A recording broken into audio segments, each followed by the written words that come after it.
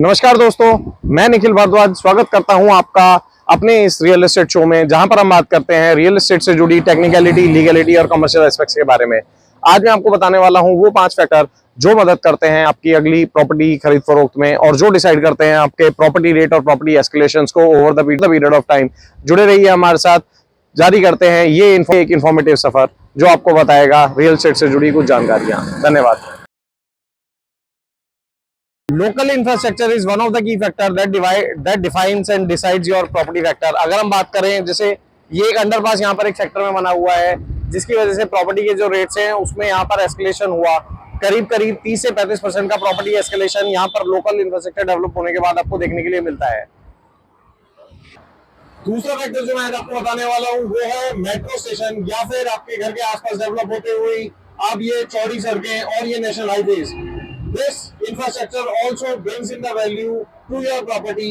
ये इंफ्रास्ट्रक्चर जो बहुत तेजी से डेवलप हो रहा है, ये भी आपकी प्रॉपर्टी के वैल्यूज में एस्केलेशन करता है। चलिए आए हुए हैं तो जरा मेट्रो को देख ही लेते हैं।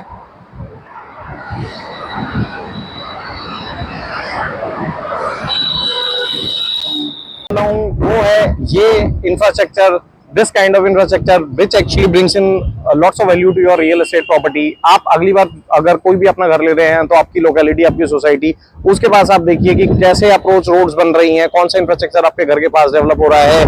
गवर्नमेंट का उस लोकेलिटी को लेकर, उस इंस्टीट्यूशन को लेकर या उस कमर्शियल एस्पेक्ट्स को लेकर जहां पर आप अपनी प्रॉपर्टी खरीद रहे हैं, उसका क्या एस्पेक्ट है, क्या विजन है, आप उसके लिए वहां पर गवर्नमेंट के डेवलपमेंट प्लान देख सकते हैं।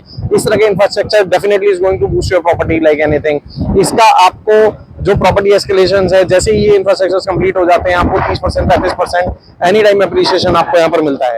नेक्स्ट फैक्टर जो मैं आपको बताने वाला हूँ वो है आपके घर के आसपास के स्कूल, कॉलेजेस या इंस्टीट्यूशनल एरिया। ऐसे जो इंस्टीट्यूशनल एरियाज होते हैं that actually enhances value of your property. ये इस तरह की जो एसेट्स होती हैं आपकी प्रॉपर्टी की वैल्यू को इंक्रीज ही करती हैं। अगर आपके घर के आसपास कोई स्कूल, कोई कॉलेज, कोई इंस्टीट्यूशनल एरिया है, so that is going to always give you a benefit in all aspects. वो आपको हमेशा एक फायदा ही देगा।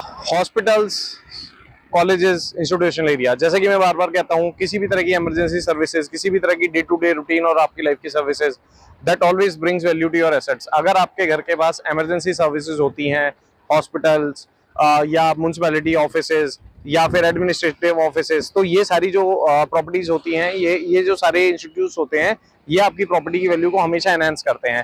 तो please kindly consider these assets while you are going to purchase your new property. अगली प्रॉपर्टी खरीदने से पहले देखिए कि आपके घर के आसपास कोई हॉस्पिटल है, तो that certainly bring value to your property. Last but not the least, आपके घर के पास की प्रॉपर्टी जो एक मार्केट के से सराउंडेड हो, जहां पर एक अप्रोप्रिएट आपको चीजें मिलती हों, आपका डे टू डे का सामान मिलता हो, रोजमर्रा की चीजें मिलती हों, ऐसी प्रॉपर्टी आपको, ऐसी लोकेलिटी हमेशा आपकी प्रॉपर्टी एस्केलेशन में मदद करेगी।